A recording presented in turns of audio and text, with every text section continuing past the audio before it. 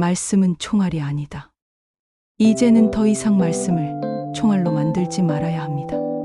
총알로는 행복한 가정을 만들지 못합니다.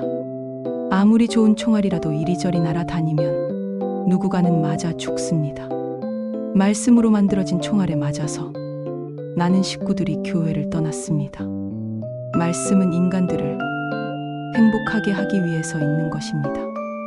말씀은 식구님들을 행복하게 하기 위해서 있어야 합니다. 식구들은 말씀으로 행복을 얻기 위해 통일교인이 되었고 축복 가정이 되었습니다. 이제는 말씀으로 총알을 만들어 일을 시키거나 헌금을 강요하지 말아야 합니다. 또 헌금 강요에 심각하게 고민을 해야 할 때라 생각합니다. 말씀으로 편안하게 하고 말씀으로 자신과 가정을 돌아볼 수 있는 여유를 가지게 해야 합니다. 우리는 가정교회라는 이름을 가지고 있습니다. 행복한 가정을 만들어야 하는 책임이 있습니다. 이것이 참 아버님의 말씀을 잘 실천하는 것이고 영계에 계신 참 아버님을 기쁘게 하는 것이라 생각합니다. 참 아버님은 우리가 이루어야 할 모든 것은 개인의 완성과 이상가정 위에서 이루어져야 한다고 했습니다. 개인의 완성과 이상가정을 만드는 것이 먼저입니다. 섭리를 위해서 개인의 완성을 포기하라는 말씀은 없습니다. 섭리를 위해서 이상가정을 포기하라는 말씀은 어디에도 없습니다. 모든 하늘의 섭리, 하나님의 일은 개인 완성, 이상가정 위에서 이루어야 한다라고 말씀을 하셨습니다. 말씀은 우리의 생명을 이야기합니다. 사랑을 이야기합니다. 혈통을 이야기합니다. 어떻게 하나님과 관계를 맺고 살아가야 하는가를 말씀하십니다. 내 아내가 나를 천국으로 보내줄 사람이라 말씀하시고 나의 남편이 나를 천국으로 보내줄 사람이라 이야기합니다. 그리고 천국을 말씀하십니다.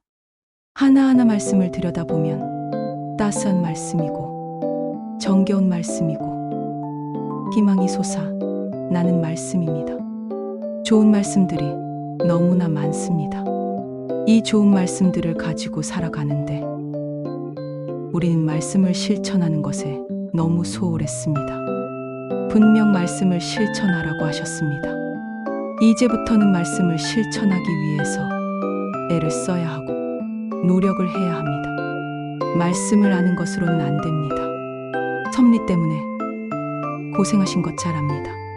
섭리적인 일을 하느라 우리가 기본적으로 해야 할 것을 못해서 많은 것을 잃었습니다.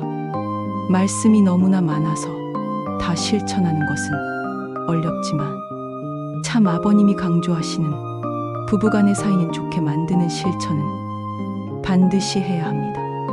잃어버린 것을 회복할 수 있습니다. 그렇게 하면 적어도 가정에 하나님을 모실 수 있습니다. 하나님을 모시면 하나님은 우리 가정을 지켜주십니다. 신앙이 하나님을 모시고 사는 생활입니다. 부부가 좋으면 하나님이 오신다라고 하셨습니다. 오늘 읽은 말씀 중에 정말 가슴에 깊이 들어온 것이 있습니다. 영계에 가면 지상에서 참으로 일심동체가 된 부부는 언제라도 남자가 여자가 되고 여자가 남자가 될 수 있습니다. 여자 속을 들여다보면 남자가 들어있고 남자 속을 들여다보면 여자가 들어있습니다. 하나님의 이성성과 꼭 마찬가지입니다. 얼마나 멋있고 신비로운 말씀입니까? 일심동체라는 말을 참 아버님은 이렇게 설명을 하셨습니다. 남자 속에 여자가 있고 여자 속에 남자가 있다. 이것이 하나님의 모습입니다. 지상에서 부부가 하나 되어 살다가 영계에 가면 하나님의 모습, 이성성상의 중화적 모습으로 있는 하나님의 모습이 된다는 말입니다. 한 분으로 계신 하나님은 양성과 음성을 가지고 있습니다. 그것이 실체가 되었을 때에는 이 땅서 남성과 여성이 되었습니다. 남성과 여성이 성장을 해서 결혼을 하면 하나님의 모습을 닮은 실체가 됩니다. 하나님의 모습을 닮으면 창조가 일어나고, 창조가 일어나면 아기가 생기고, 아기가 생기면 또 다른 사랑이 생깁니다. 이 말씀을 가지고 이리저리 묵상을 해보면 다양한 해석이 나올 것입니다. 결국의 답은 이 땅에서 부부가 하나 되어 행복하세요 라는 결론이 나올 것입니다.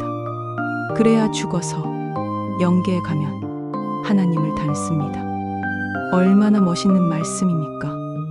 많은 이들은 행복한 못한 이유가 경제적인 것이라 생각을 할 것입니다. 경제적인 이유 때문에 행복하지 못한 것이 맞을 것입니다.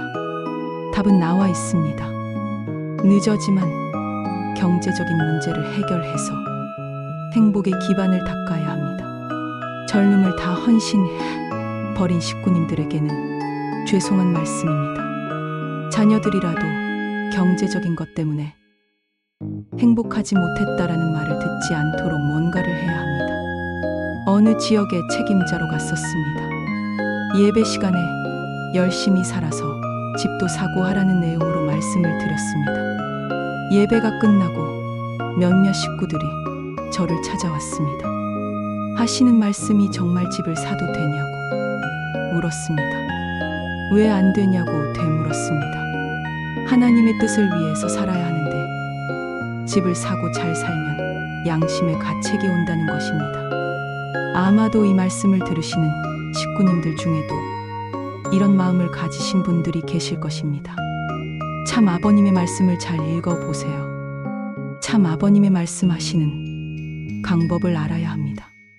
예를 들어 세계 평화에 대해서 말씀을 하십니다. 세계 평화는 이렇게 이루어져야 하고 또 이렇게 해야 한다라고 장황하게 말씀을 하십니다. 길게 말씀을 하신 말미에 아주 간단하게 세계 평화도 몸과 마음이 하나 되고 이 상가정을 이룬 터전 위에 이루어지는 거야 라고 말씀하십니다. 참 아버님의 말씀의 구조를 보면 먼저 해야 할 것이 개인의 완성이고 이 상가정입니다. 그렇게 열심히 뜻 앞에 헌신은 했는데 자녀들은 성장을 해서 축복받는 것을 거절합니다. 그렇게 열심히 헌금을 하고 살았는데 자식들이 그 귀중한 축복의 전통을 이어가지 않겠답니다. 열심히 뜻을 위해서 살면 하나님께서 알아서 다 해주실 줄 알았는데 내 아들, 딸 축복도 못 시키고 있는 현실입니다. 그 원인은 내 가정이 행복하지 못했고 축복 가정이 되어서 행복하지 못할까봐 두려운 것입니다. 기가 막힌 현실입니다. 천성경을 정리해보면 거의 모든 것이 가정입니다. 가정이 최우선입니다. 하나님도 참아버님도 방문을 하시면 교회를 방문하시는 것이 아니라 가정교회를 방문하신다라고 했습니다. 말씀은 하나님의 섭리, 하나님의 일에도 중요하지만 좋은 가정, 이상가정을 만드는 데 더 필요합니다. 말씀을 따스하게 해야 합니다. 감동을 주어야 합니다.